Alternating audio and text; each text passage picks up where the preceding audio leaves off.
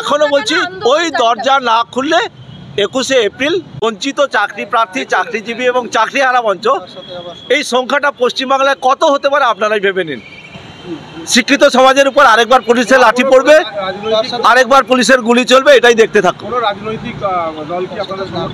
আমরা সমাজের সর্বস্তরের মানুষ, রাজনৈতিক, অরাজনৈতিক, বুদ্ধিজীবী, যে কোনো ব্যক্তিত্বের মানুষকে আমরা আহ্বান জানিয়েছি যে যা রাজনৈতিক দলের পতাকা ছাড়া এই অসহায় বঞ্চিত কর্মপ্রার্থীদের পাশে দাঁড়াবে, এটুকু আমরা আশা রাখি। কিন্তু একটা জিনিস, শিবপুর থানা থেকে তো আপনারা সিদ্ধান্ত ঘোষণা করছেন এই মুহূর্তে যে নবান্ন অভিযান হবে, আবার লালবাজারে যাচ্ছে আর এক দফা বৈঠক, সেটা কি শেষ দফা হবে না তারপরেও? ওটাই শেষ দফা হবে। এরপরে আশা করি আর কোনো আলোচনার জায়গা নেই, কারণ প্রশাসন থেকে বলতে পারবে না যে আমরা ওনাদের সঙ্গে সহযোগিতা করিনি। বারংবার এসেছি। সবচেয়ে বড় জিনিস, সবাই এখানে যতজন আছে আপাতত বঞ্চিত চাকরি প্রার্থী, আমাদের পয়সা সত্যিই বলছি খুব কষ্ট করে উপার্জন করতে হয়। এই দীর্ঘ রাস্তা, গ্রাম থেকে আমরা আসছি, অনেকটা পয়সা যেটা মেহনত করে আমাদেরকে উপার্জন করতে হয়। বেকার এই একই বার্তা শোনার জন্য না ডাকতেই পারতেন। পরশুদিন আমরা রাত্রি 8টার সময় ঘণ্টা দুয়েক বৈঠকে যে আলোচনা হয়েছিল, সেই আলোচনায় মুখ্য সচিব পর্যন্ত আমাদেরকে একটা বসার ব্যবস্থা করেছিলেন। আমাদের দাবি ছিল মুখ্যমন্ত্রীর সঙ্গে সাক্ষাৎ।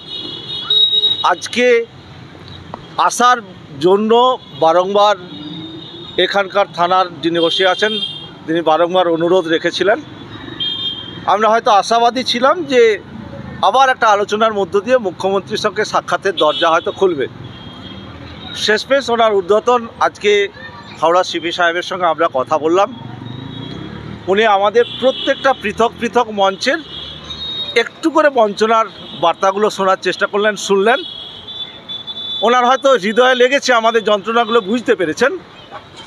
উনি বোঝার পর উনি বললেন যে তোমাদের বেশ কিছু মঞ্চের যে দাবিগুলো সে ন্যায়সঙ্গত, হয়তো সুষ্ঠু সমাধান করা যেত বা করা যাবে, কিন্তু বর্তমান এই সিচুয়েশনে সরাসরি মুখ্যমন্ত্রীর সঙ্গে আলোচনায় বসে যে সমস্যার সমাধান হবে এমনটা নয়। একটু সময় সুযোগ দিন। মুখ্য সচিব সহ একটা টিম একটা আলোচনায় বসে তোমাদের সমস্ত বার্তাগুলো মুখ্যমন্ত্রীর গোচরে নিয়ে আসবেন। আগামী দিনে মুখ্যমন্ত্রী হয়তো তোমাদের ডেকে এর একটা সলিউশন বা দিশা দেখাবেন। তা স্বাভাবিকভাবেই আমি শেষ একটা কথাই বললাম যে আজকে এসেছিলাম যে এই মুখ্য সচিব পর্যন্ত, এটা তো গত পরশুদিনই আমাদের সঙ্গে আলোচনায় বসেছিলেন। আমরা ভেবেছিলাম ওই দরজার পরের যে দরজাটা আছে সেই দরজাটা হয়তো আপনি খুলে দেবেন। দুর্ভাগ্য, সেই দরজাটা আজও বন্ধ। তাই আপনাদের মধ্য দিয়ে আমি একজন সংগঠনের সাধারণ সদস্য হিসাবে পশ্চিমবঙ্গ বঞ্চিত চাকরি প্রার্থী, চাকরিজীবী, চাকরিহারা ঐক্যমঞ্চের পক্ষ থেকে আমি আশিস বলছি, যদি 21শে এপ্রিল প্রথম কেউ যদি শহীদ হয় সেটা হবে আমি, এবং আমার পরিবারকে এই পশ্চিমবঙ্গ বঞ্চিত চাকরি প্রার্থী, চাকরিজীবী, চাকরিহারার মঞ্চের প্রতি দায়িত্বটা ছেড়ে দিলাম। আমার পরিবারটাকে একটু দেখবেন, কারণ আমাদের যে যন্ত্রণা আর সহ্য করতে পারছি না। দেওয়ালে পিঠ থেকে গেছে, অনেক আলোচনা হয়েছে, তাই সেই দিন যদি গুলি চালায় তাহলে অনেকেই রাজি আছে, তারা গুলি খেতে প্রস্তুত, আমরা গুলি খাবো। অভিযান হচ্ছে একই জিনিস।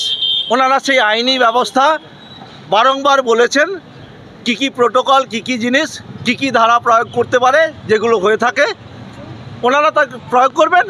আমরা বলেছি যে এত কিছু দরকার নেই, 2 দিন 4 দিন রাখবেন, সেই তো সরকারি খরচ, তাতে গুলি করে দিন, লাশগুলো আমার বাড়ির লোক নিয়ে যাবে।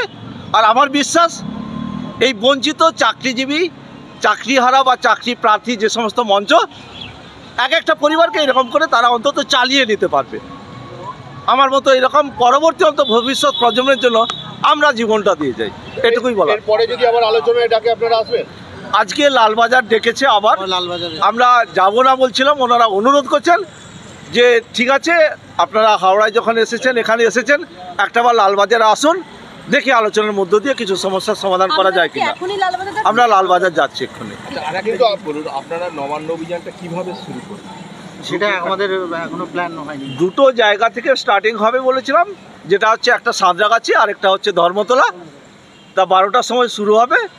এবারে আমরা কে কোথায় কখন কতজন কিভাবে সামিল হব সেইগুলো নিয়ে একটু নিজেদের মধ্যে আলোচনা করে নিই। আগামী 21-এ কারণ আমরা সত্যিই বলছি, আজও পর্যন্ত আমরা ভেবেছিলাম মানবিক মুখ্যমন্ত্রী হয়তো আলোচনায় বসবেন, তাহলে হয়তো এই কর্মসূচিতে হয়তো আমরা নাও সামিল হতে পারবো। কিন্তু যখন এতটা সময় অতিক্রান্ত, উত্তরবঙ্গ মুখী আছে যারা কর্মসূচিতে সামিল হওয়ার জন্য, তারা ট্রেনের টিকিট অনেকেই কেটে নিয়েছে। তাই আর অপেক্ষা নয়, আমরা যাচ্ছি, আমরা লাস্ট